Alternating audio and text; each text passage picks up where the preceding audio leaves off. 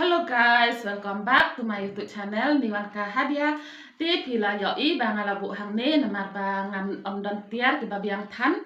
dan snaya umne u ki ma namar bade u khun ba he janga na kata kadau ngala shet yo me kui ngaklam yo por ban pen I phi ya jing sedang janga ti ngan pen I tang kum ne ma sape don ki tiaro ki babes ngan pen don kampe yo I em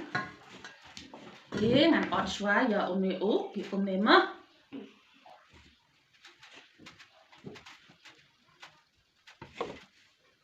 nama ba don tiar ham jing jar hi tang badai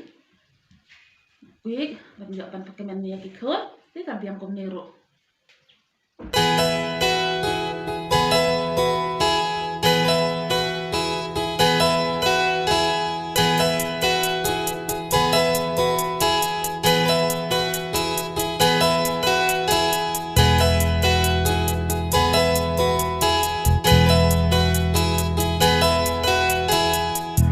Many men say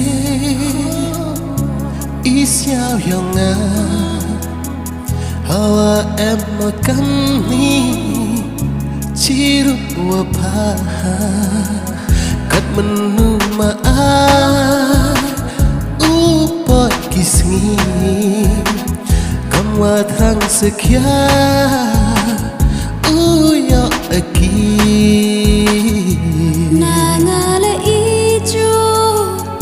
Yoluti aki wami chiru hawa kut kisni kamen re yo umiat upha yo sa iparang yong mi yong nga kamen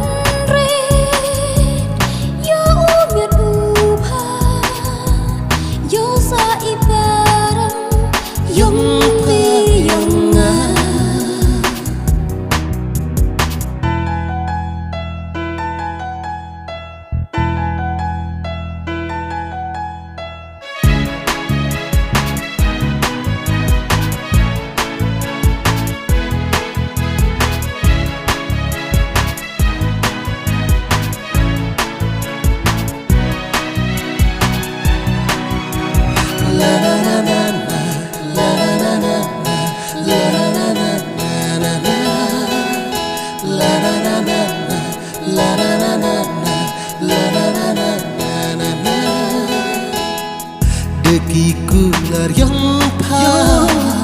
imen sit payanga seprang yo utor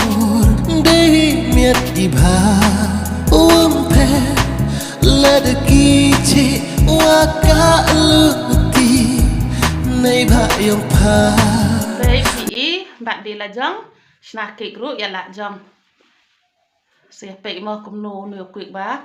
ya rap sna no khun ti ngala e be mo kat kum ga jing nang ga jing tip jong I ban sna no quick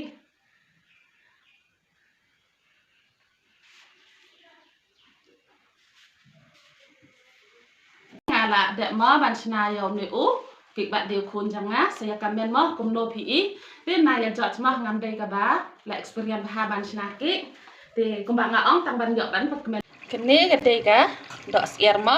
chet sang de ka tin jong ngi ong chet sang mo ya kene ka do sier ti ka la I ti ngan pelip no ka kene ka chicken fried rice mo kene ngam don por ban ring na do bas dang ban shet ti nga kamau dang matang kamau na kata kadang war sering anda la jandep ti sepe ga churu ka bun pha kene ka chicken fried rice ti balenga ai kambun ga chur na mar ba ki khun janga ki mi bam chur than ti ngan ai dei hang ne ki mi bam kum ne ngala thai ba ki mi bam na kata kadang nga pam kambun bun chur ba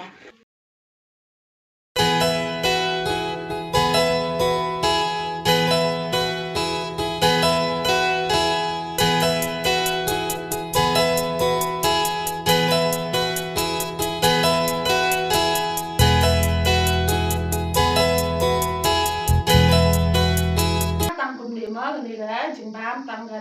chicken fried rice bat kanega do sier mo Shet sur ai re nama ba kini bam than he re tang kom ni ya bam ma nama ba ba điều me u bos janga thì mình ngộ la shwa ma ngộ la